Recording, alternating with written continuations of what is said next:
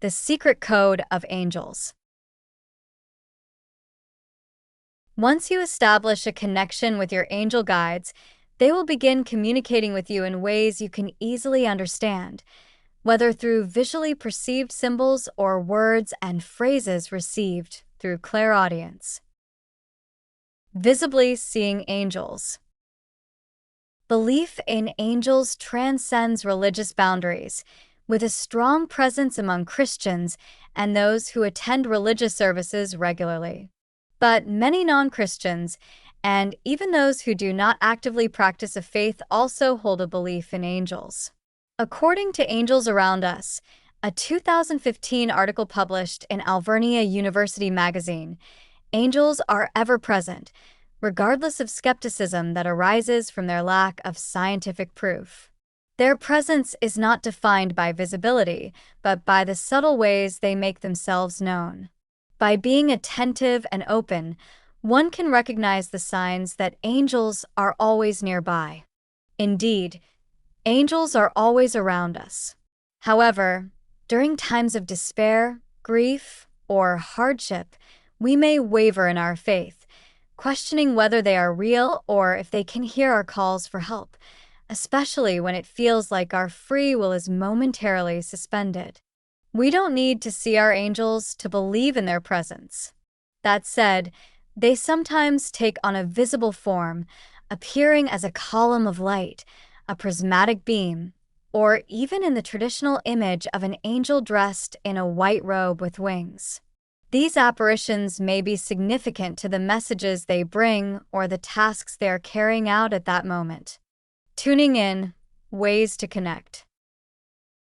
To communicate with your angels, being a keen observer is important. Pay close attention to what you hear and feel, as their messages often come through subtle signs and sensations. The key is discernment and learning to still your mind, regardless of whether your environment is quiet or noisy. Number 1. Physical signs and symbols. Your angels may establish certain signs to convey specific messages. For example, in my case, the heart shape serves as a symbol.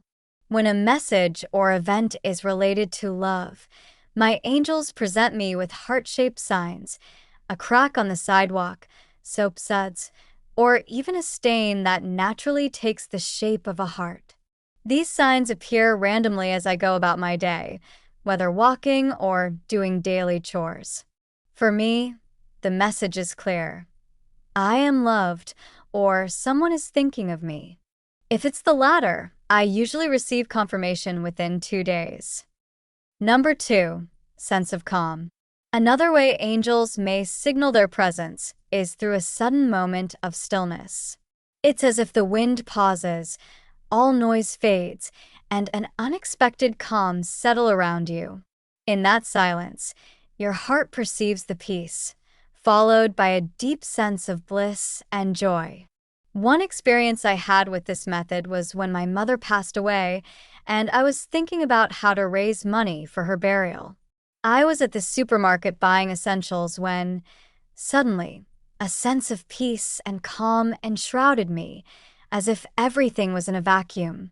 I felt completely relaxed and at ease. For me, the message in that moment was simple: don't worry. Number 3.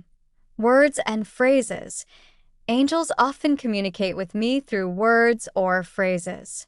These messages are usually cryptic or philosophical, and when they come as full sentences, they tend to be quite wordy. For example, one message I received was, "Deliver us from a life of impermanence."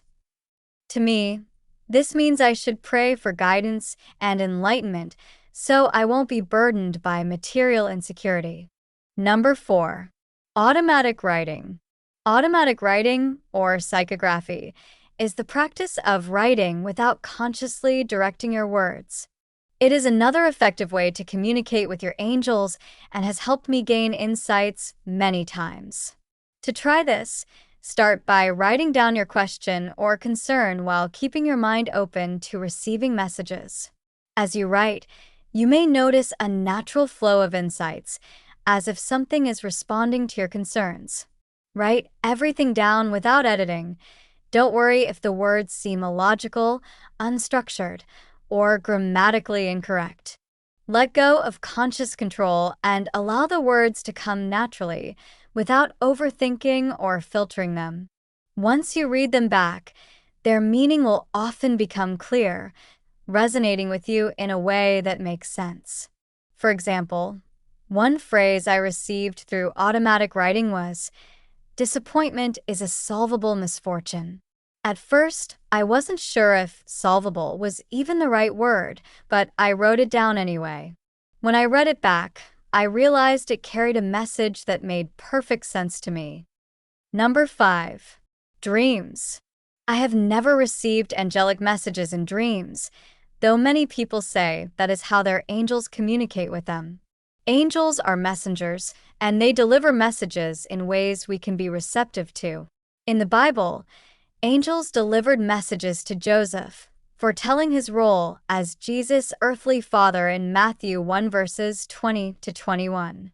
The story of Jacob's ladder in Genesis 28 verse 12 also involved a host of angels appearing in Jacob's dream. Angels as messengers for your departed loved ones' messages. Did you know that you can ask your angels to serve as a communication channel with your deceased loved ones?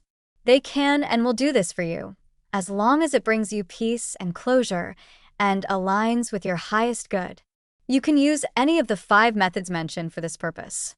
Based on my experience, there are a few prerequisites to get started. First, call on your angel with love and respect.